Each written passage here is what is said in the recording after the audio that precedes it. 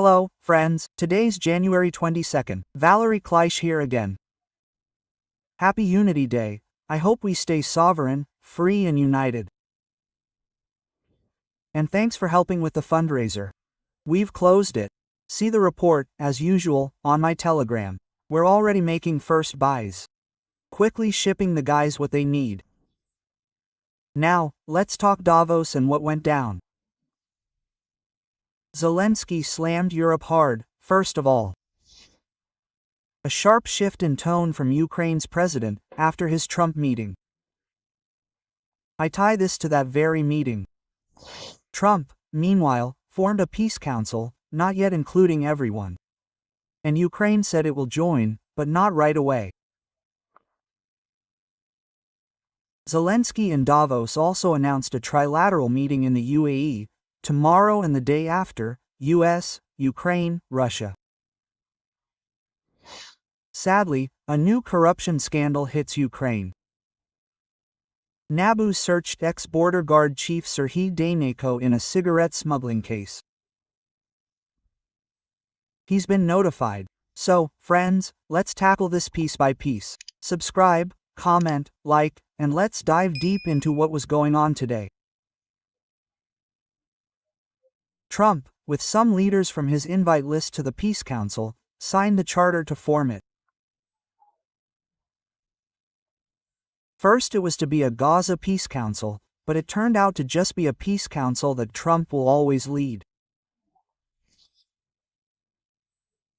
The White House called it a launch of the charter, but no draft was made public. Also, friends, the member list is incomplete. Some are still weighing whether or not to join. Trump says it'll work with the UN, but gave no details. Well, typical Trump. Vague, quite bold, impulsive, but confident. Here's the list of countries at the meeting that accepted Trump's invite. They are Argentina, Armenia, Azerbaijan, Bahrain, Belarus, Bulgaria, Egypt, Hungary, Indonesia, Jordan, Kazakhstan, Kosovo, Morocco, Mongolia, Pakistan, Qatar, Saudi Arabia, Turkey, UAE, Uzbekistan, Vietnam. Not yet in the Peace Council, France, Norway, Slovenia, Sweden, the UK. Some won't join, but the final list is not set. More nations will join the Peace Council soon. Ukraine's president said Ukraine will join Trump's council after the war. He explained Ukraine got an invite to the Peace Council. But it's not now possible, since war rages and we can't be with Russia or Belarus.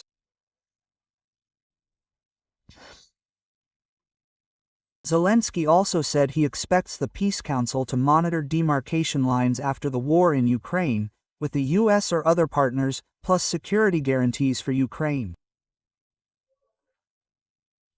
He added that if Ukraine joins the Peace Council, it won't take part in Gaza's settlement. But it's not a no, folks. Of course, we aren't there yet, and who knows when the war will end. Still, it's a key political statement. After the Peace Council reveal, they showed Gaza's reconstruction plan, as the Peace Council includes Gaza's Executive Committee. There's no separate Peace Council for Gaza. The concept's called New Gaza, and Kushner, Trump's son-in-law, showed Gaza's reconstruction project. It looks very grand. You've probably seen it in my Telegram channel. If not, check it out. Kushner says the area could be split into industrial zones, offering great opportunities for locals. Kushner also noted cities are being built for millions there and similar projects are quite feasible, claiming Hamas agreed to demilitarize. But I wouldn't bet on Hamas actually agreeing to that. However, friends, let's follow this, because it's a very interesting case Trump will develop with his de facto Peace Council partners. including many Middle Eastern and Persian Gulf nations who are very financially powerful. Of course, they aren't world leaders. There aren't many European countries. Well, Bulgaria, Hungary are. Hungary, of course, right? So, that's Bulgaria. It's telling Meloni joined, she thinks, but I wouldn't call the Peace Council project done yet, nor do I have illusions it'll be a huge success. Still, I wouldn't dismiss it.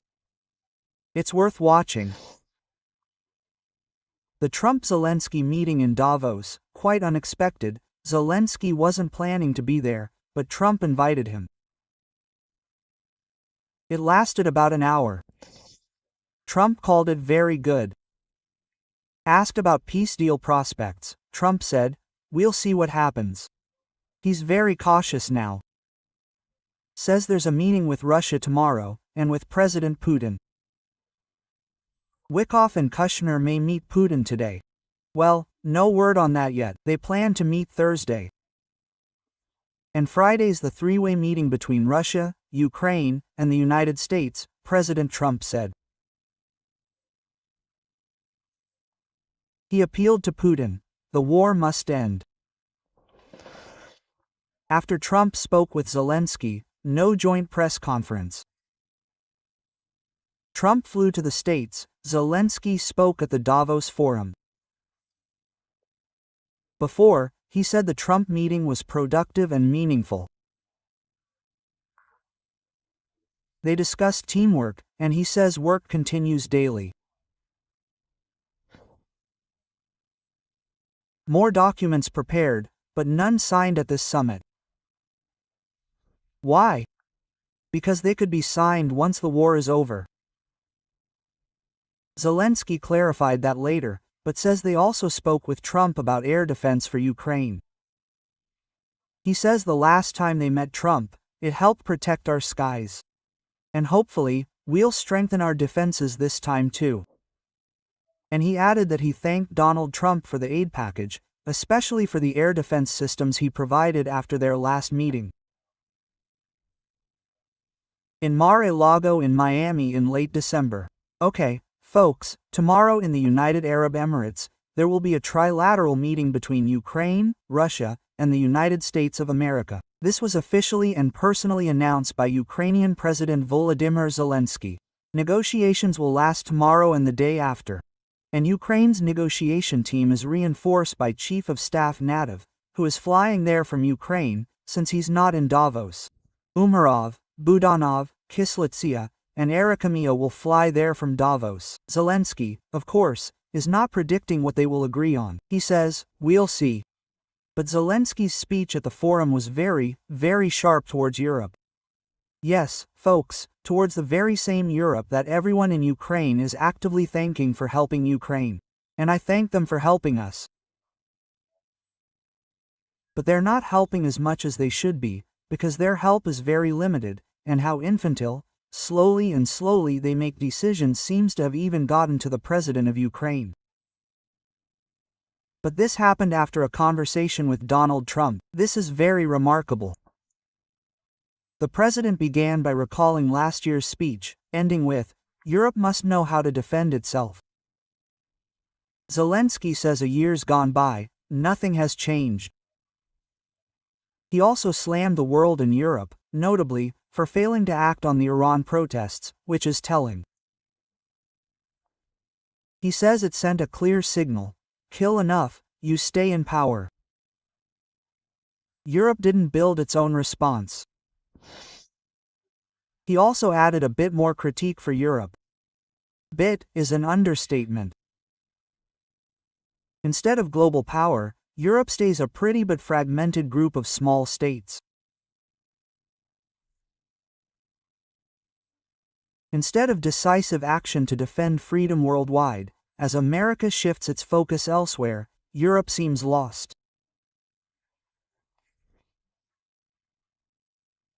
Today, Zelensky says, Europe relies on faith that NATO will act if threatened, but no one's seen it work in practice. If Putin grabs Lithuania or hits Poland, who reacts? Rhetorical question, sure, but very fair. Zelensky mentioned Maduro's arrest, saying Maduro's in court in New York, but Putin's not. Europe could have done that. Zelensky says Putin still fights for frozen Russian assets and has success, he says, even with that. He added there's still no real progress on a special tribunal for Russia's aggression against Ukraine. Well, actually, folks, everything we've talked about here on the channel many times. Zelensky is now almost just repeating a plain truth he preferred not to mention, because we rely on Europe way too much. So, now what? Is our dependency less, or is it not as crucial for us anymore? The answer is still an open question. Write what you think about it. But, folks, this is a direct quote from the President of Ukraine. He mentioned the U.S. seizing tuna fleet tankers and scolded Europe for still shipping Russian oil in tankers along European coasts. According to Zelensky, most world leaders expect the United States to cool down regarding Greenland, and says sending 40 soldiers to Greenland is not a serious signal for Russia or China. And Europe must either deploy bases to protect the region or risk losing credibility. Zelensky also actually mocked the military aid that Europeans sent to Greenland, implying that Ukraine will get the same kind of help after the war ends. Well, quite eloquently. Zelensky also added that Ukraine is ready to help fight Russia's boats with its experience in naval operations. For example, if Russian warships sail freely around Greenland, it effectively confirms Russia's presence around Greenland. Ukraine, he says, can help. They can sink near Greenland, just as they sink near Crimea. If we were asked, if Ukraine were in NATO, we would solve this problem with Russian ships. But we're not in NATO. And he says, when Ukraine is with you, no one will wipe their feet on you. Well, that's certainly the case. But Zelensky thinks Europe reacts late, and wants action with Ukraine on time. And to conclude, Zelensky added Russian losses are now higher than ever. They mobilize, he says, 40-43,000 troops a month, but lose 45,000. So, folks, Zelensky changed his tune on Europe almost overnight after meeting Trump. And that was before all the European leaders. What does this mean? Hard for me to say, but we can speculate more after. Talks in the UAE. Still, Trump isn't signing any deals with Ukraine for now. Or is Ukraine not signing with Trump? That's still up in the air. But about frozen Russian assets, Zelensky told the truth again. Something we've discussed here. The Belgian PM, in Davos, says Russian assets will be frozen until war's end, use decided after a peace deal. He says, you can't just take someone's money, we're not at war with Russia. Just think about it. Europe isn't at war with Russia. As the president said, we can't just seize the funds. That would be an act of war. It's never been done. It would be a first, with big consequences for Europe, for the Eurozone financial system. We shouldn't underestimate this, said Belgian Prime Minister Bart de Wever. It's not the first time, he says, but this is truly a success for Russia with frozen assets in Europe. So, friends, let's draw the right conclusions about how Europe should act, and whether Donald Trump and the President of Ukraine are right when they criticize Europe for not understanding the real threats, and for doing nothing to prevent, eliminate, and avert them. Europe, sadly, remains fragmented. Europe is not united and it is politically weak. It's not a country, it doesn't have political power, so it's not at the negotiating table right now. Although we have very consistently defended the position that they should be there. They couldn't secure a place for themselves there. Again, I won't rush to predict anything about the negotiations in the United Arab Emirates, but, friends, this is actually the first time in the past year for trilateral talks with Russia.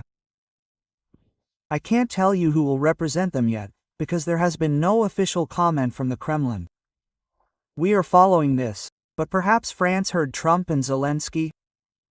France detained a tanker sailing from Russia in the Mediterranean. It's not Russian. Macron stated that. According to the French Navy, the tanker, the Grinch, flies the flag of another country and is under sanctions. The French fleet is escorting the vessel to port for further inspection. Maybe they'll release it again, as has happened before in the history of France and Macron. Last year, a Russian ship was detained, then they just took it and let it go. Well, they say nothing happened. Now, friends, a little about the situation in Ukraine with energy and the corruption scandal. As reported by Ukraine's PM, Mrs. Svedorenko, the toughest power situations still in Kyiv and its region, plus Chernihiv, Sumy, Kharkiv, and Dnipro. She says over 160 teams work round the clock to restore power and heat. These teams are made up of energy workers, public utility workers, and railway workers, and are dispatched from all regions. And in Kyiv, 2,600 homes lack heating, a lot. That's what Mayor Klitschko officially announced. He said in the past day, almost 600 apartment blocks were reconnected. Well, I'll just say 600, just 600. Mostly on the left bank, these buildings are being reconnected for the second time now. Some apartments only have 10 to 12 degrees, and that's on a good day, some even have 2 or 3. Sadly, this is happening. Meanwhile, Russians keep striking Ukraine. Today, Kryvyi Rih was hit, an apartment block damaged. 12 injured so far, including kids. A building was also struck in Dnipro. 7 injured. A Russian FPV drone killed 2 volunteers in Kazacha-Lopan, Kharkiv region. They were bringing bread to the elderly. The drone hit a civilian car, killing the 2 men.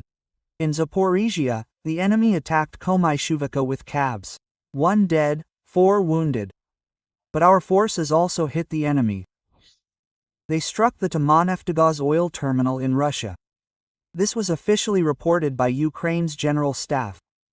Strikes also hit air defense assets in occupied Crimea, radar stations near Yevpatoria and elsewhere. Furthermore, targets in temporarily occupied areas were hit, a UAV depot in Kherson region, a command post, an ammo depot, and manpower in Donetsk region. The war goes on, but corruption scandals don't cease. Corruption scandals within the current government. So, the government's now not current, allegedly, but worked in current government. This concerns Serhiy Dayneko, the ex-head of the State Border Guard. NABU reports searches at his place. The case concerns cigarette smuggling. He's been served a notice of suspicion. The investigation found that, in 23, a group, aided by top border guard officials, organized cigarette smuggling through Ukraine's border to the EU. Only from July to November 23, border guards received at least €204,000 in bribes for the passage of 68 cars at €3,000 each. Well, 204 suspicions issued. The ex-chief of the border guard, General Serhiy Dayneko, the head of a BCP department and an ex-official of the State Border Guard of Ukraine, who NABU does not specify, face 8 to 12 years, with asset forfeiture. And this is just one episode of what's happening with corruption in the government. Same story at customs and other agencies. Let's hope NABU doesn't just expose the corrupt, but jails them too. But while the current code's in place, it'll look like this. They're suspected, brought to court, bail set, they pay and walk. That's about the size of it, folks. Will cases really proceed? Will they get to the judges? How will the UAE talks end? I'll keep you posted here, and on Telegram. So please subscribe on YouTube and Telegram. The links below in the description. Thanks for tuning in. Love, appreciate you all. Stay tuned. Ukraine will prevail.